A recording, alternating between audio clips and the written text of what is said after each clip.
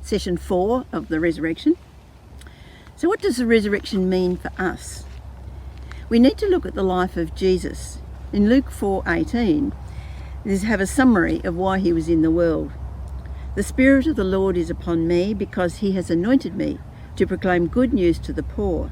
He has sent me to proclaim freedom for the captive, recovery of sight to the blind, to set the oppressed free, and proclaim the year of the Lord's favour. That's what he came to do. To set people free from the consequence of sin, to heal hurts and diseases, to show people what God was like, and in fact to meet their every need. How he did this was through the Holy Spirit. Holy Spirit worked in power through him. He was completely human, but in his divine nature he was also completely obedient to God and only did what he saw the Father doing. Therefore, the Holy Spirit was able to work through him in great power. Now on the cross, Jesus took on himself the sin of all humanity. It's an interesting thing that Jesus actually died before the other two who were crucified with him. In John's account of his death, it says, knowing that everything had now been finished.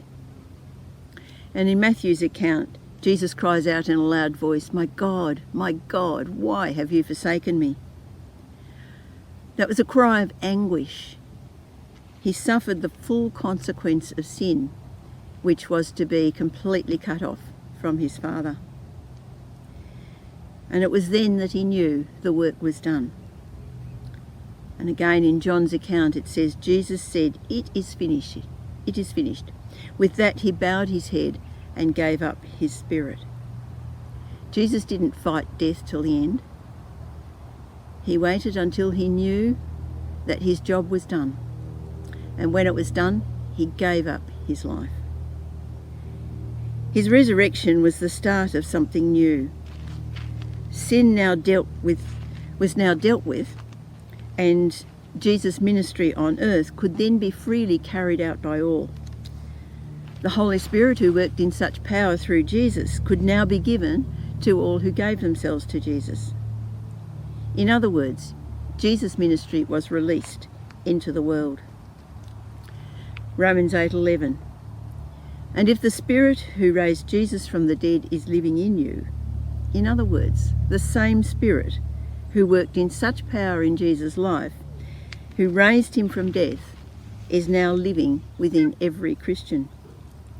If this is the case, then we're called to the same ministry that Jesus began, showing people how they can be set free from the consequence of sin, bringing healing of hurts and diseases, to show people what God is like, and in fact to show them that every need we have can be met in Jesus. In other words, the resurrection power of Jesus now lives in us. And the question for us is, what do we do with it? Do we simply see the resurrection as the promise that there is life beyond this one? Now, it certainly tells us that. But if that's all the resurrection means to us, we've really missed the point.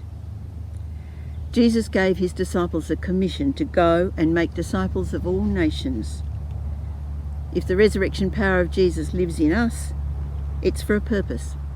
And that purpose is to take all the love, the healing power, the good news of freedom from sin into the world and reconcile it to God.